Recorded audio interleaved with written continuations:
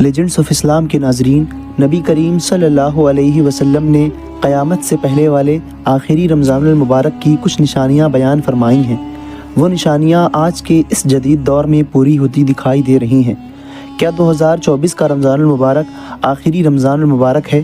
یہ تمام چیزیں قرآن و حدیث کی روشنی میں ہم آپ کے ساتھ اس ویڈیو میں شیئر کریں گے۔ اللہ نے قرآن کریم میں ارشاد فرمایا، اور جو کچھ اس زمین پر ہے اس کو فنا ہونا ہے، اور باقی رہ جانے والی ذات صرف تیرے رب کی ہے جو صاحب جلال اور احسان کرنے والا ہے۔ ناظرین، دنیا کا فنا ہونا اور قیامت کا قائم ہونا ایک ایسی حقیقت ہے جسے دنیا سے محبت کرنے والا کبھی نہیں ماننا چاہتا، لیکن اللہ رب العزت نے جس طرح اس کائنات کو پیدا فرمایا، اسی طرح اس کے فنا ہونے کا وقت بھی مقرر کر دیا، اور یہ چیز اپنے انجام کو پہنچ کر رہے گی۔ ہر انسان اپنے اپنے اعمال کا بدلہ قیامت کے دن لے گا۔ جس طرح اللہ نے قرآن کریم کی سورہ مومن میں ارشاد فرمایا، اور بے شک قیامت ضرور قائم ہونے والی ہے، اس میں کوئی شک نہیں، لیکن اکثر لوگ اسے نہیں مانتے۔ ناظرین، نبی کریم صلی اللہ علیہ وسلم نے قیامت کی بہت ساری نشانیاں بیان فرمائی ہیں۔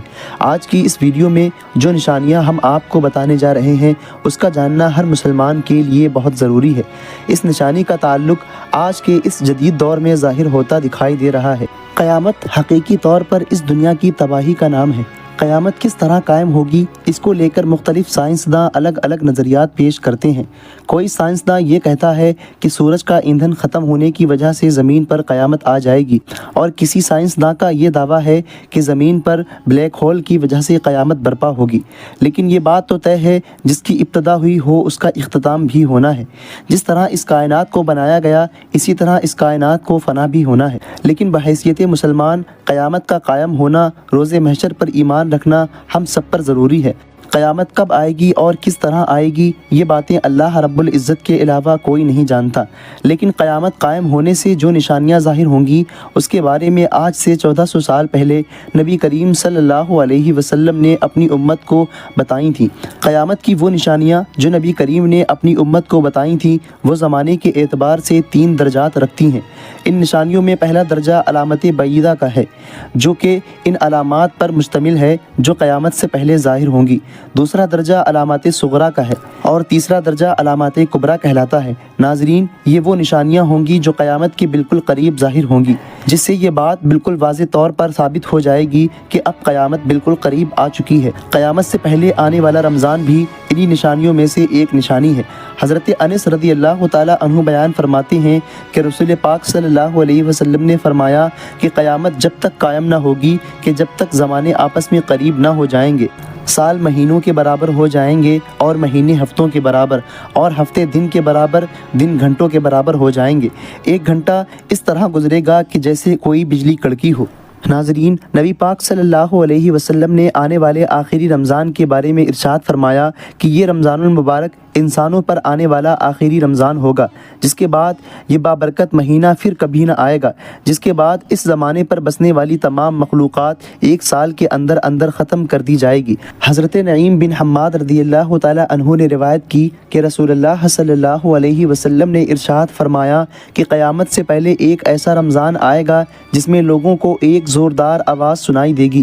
یہ آواز اتنی زوردار اور خطرناک ہوگی کہ جسے سننے کے بعد انسانوں سمیت دیگر مخلوقات بھی سہم جائیں گی، اور لوگ اس آواز کی کھوج میں پڑ جائیں گے کہ یہ آواز کیسی تھی اور کہاں سے آئی تھی، لیکن کوئی انسان اس آواز کا پتہ نہ لگا سکے گا۔ جس رمضان المبارک میں ایسی آواز سنائی دے کہ اس کی کھوج نہ لگائی جا سکے، تو اس کے بعد 1 سال کا رزق اپنے گھروں میں جمع کر لینا، کیونکہ اس کے بعد دنیا سے رزق اٹھا لیا جائے گا۔ ناظرین، یہ مہینہ رمضان المبارک حضرت امام مہدی علیہ السلام کے ظہور سے پہلے آئے گا، اور اس رمضان المبارک کے بعد حضرت امام مہدی علیہ السلام کا ظہور ہوگا۔ اس رمضان میں سورج گرہن لگے گا، اور آسمان میں ستون کے مانند کوئی چیز روشن ہوگی، اور اس رمضان المبارک میں ملک شام کی جانب سے مسلمانوں کا قتل عام کیا جائے گا۔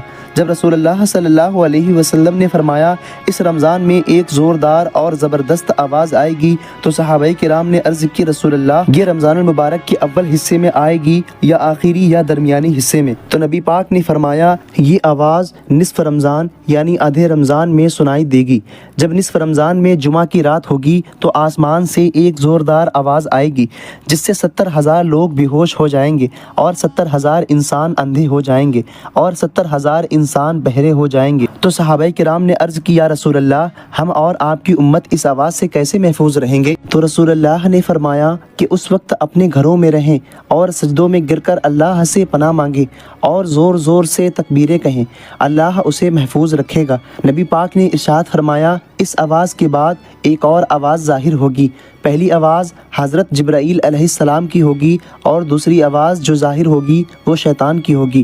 حضرت عبداللہ بن مسعود رضی اللہ تعالیٰ عنہ روایت کرتے ہیں کہ رسول اللہ نے فرمایا کہ رمضان المبارک میں چیخ سنائی دے گی اور شوال میں شور شرابہ ہوگا، زکوٰۃ کے مہینے میں قوال کی بغاوت ہوگی اور ذی الحجہ میں خون خرابہ ہوگا، اور محرم الحرام کے مہینے کا تو کیا ہی کہنا۔ ہم نے پوچھا یا رسول اللہ صلی اللہ علیہ وسلم یہ چیخ کیسی ہوگی؟ تو نبی پاک نے فرمایا رمضان المبارک میں جمعہ مبارک کو دھماکہ ہوگا، سونے والوں کو یہ دھماکہ بیدار کر دے گا اور کھڑے ہونے والوں کو بٹھا دے گا۔ شریف زادیاں اپنی خلقت گاہوں سے باہر نکل آئیں گی۔ اس سال زلزلوں میں کثرت ہوگی۔ جب تم جمعہ کے دن فجر کی نماز پڑھو تو اپنے رب کے گھر میں داخل ہو جاؤ اور دروازے کھڑکیاں بند کر لینا اور اپنی چادریں اوڑھ لینا اور اپنے کان بند کر لینا۔ جب تمہیں چیخ کا احساس ہو تو اللہ رب العزت کی بارگاہ میں سجدے میں گر پڑنا اور یہ دعا پڑھنا کہ پاک ہے وہ ذات جو تمام عقائد سے پاک ہے، جو ایسا کرے گا وہ نجات پائے گا اور جو ایسا نہیں کرے گا وہ ہلاک ہو جائے گا۔ نشانی میں بتایا گیا کہ رمضان المبارک میں 15 تاریخ کو چاند گرہن اور دن کو سورج گرہن لگے گا۔ جس رمضان میں یہ تمام تر نشانیاں پائی جائیں گی اس رمضان المبارک کے 1 سال بعد قیامت قائم ہو جائے گی۔ اس رمضان کے بعد تمام بڑے بڑے فتنے ظاہر ہوں گے، جیسے دجال کا نکلنا، یاجوج و ماجوج کا آنا، دابۃ الارض کا نکلنا۔ جب یہ تمام چیزیں ظاہر ہوں گی تو یہ دنیا اپنے اختتام کو پہنچے گی۔ پھر ایک وقت آئے گا کہ جب قیامت قائم ہو جائے گی، پھر اللہ تعالیٰ اس کائنات کے اندر ہر چیز کو فنا کر دے گا اور اس روئے زمین پر کوئی بھی چیز باقی نہ رہ جائے گی۔ اللہ رب العزت سے دعا ہے کہ اللہ ہمیں توبہ کرنے کی توفیق عطا فرمائے۔ تو ناظرین آج کے اس ویڈیو کا ہم یہیں پر اختتام کرتے ہیں اور ملتے ہیں اگلی ویڈیو میں۔ تب